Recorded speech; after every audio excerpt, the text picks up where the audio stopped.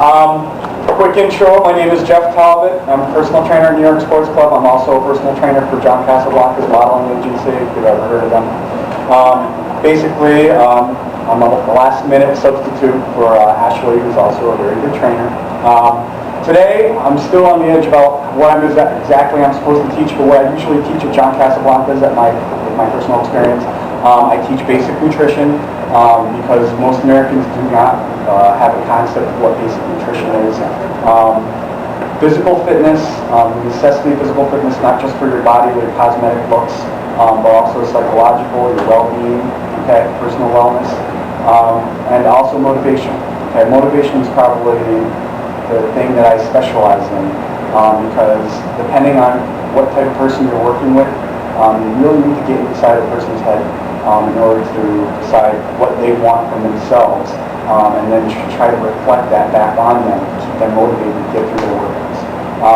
Fourth-fifths of physical fitness is really based on skeletal muscle, but obviously the most important aspect of fitness is your heart, because your heart is also a muscle, obviously, you've learned that already, and your efficiency of oxygen into the blood, into the all extremities of your body. Does anybody have any questions off the top of your head? Because I know you guys are learning briefly about fitness and wellness and motivation and things like that. Nobody has any questions off the top of your head? Fair enough. I can get started with the basics, okay? I'm just going to do a brief intro about nutrition and... Oh. Sorry?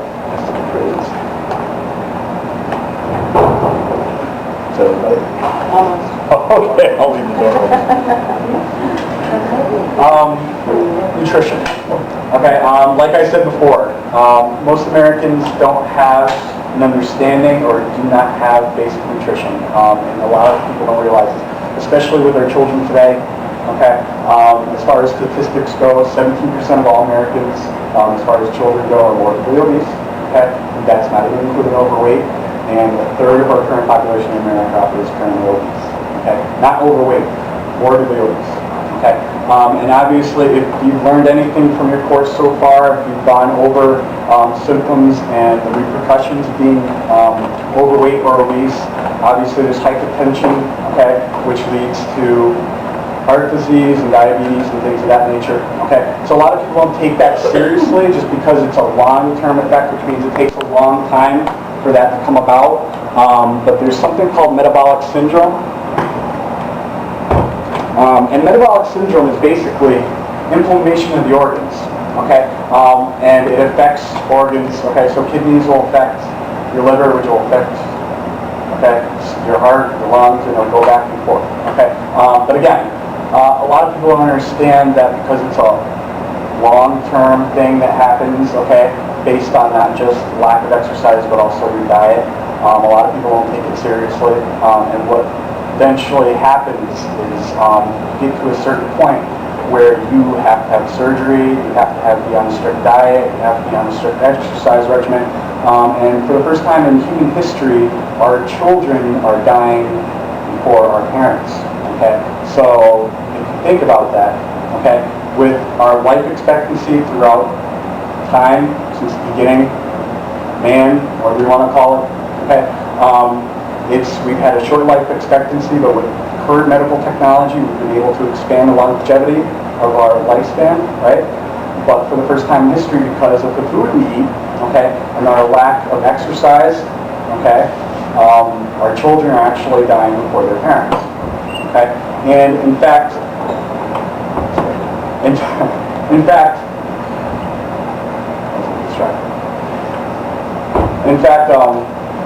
children, okay, are actually having surgery done to them, okay, that a 60 or 55-year-old man would have, okay, and in their teenage years, okay. Another side effect of obesity or being overweight is children hit puberty at an earlier stage, okay. A lot of people will get a little amused by this, but particularly men hit puberty at an earlier age when they're overweight. And what happens is the body fat, the excess body fat that they carry, actually converts testosterone that they produced and it actually gets converted into estrogen. So you get side effects from that. We all know, are we all familiar with testosterone, which is the male hormone, and estrogen, which is the female hormone? Okay, so obviously if you inject estrogen into a boy or a man, they get side effects from that. Okay, fair enough? So I don't have to get involved, okay. But again, that can be, and again, it is amusing to a certain point, but if you, obviously we have all went through puberty, some of us might be still going through puberty, but it's a tough time in everybody's life, okay, and that's the last thing they need, okay.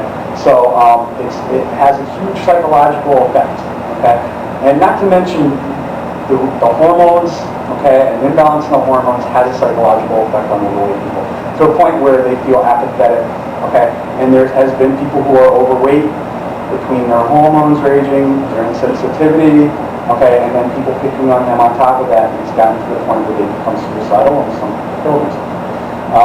Which is very unfortunate. All right. If I digress, please stop me at that point in time. Just put me back on the subject. Yeah, just give you a little experience. What I do at John Casablancas. I work with some women who want to be potential models who would know that they're overweight and want to do something about it. I would put more of my energy on them as opposed to the other part, which are the people who are women or men who are a little skinny and want to put on muscle tissue. Because obviously the people who are overweight are suffering from more health issues than people who are lighter. Okay. But as far as working in a modeling agency, I've also come to the realization that there are women, mostly women, who suffer from eating disorders because they want to fit this idea of what a model should be.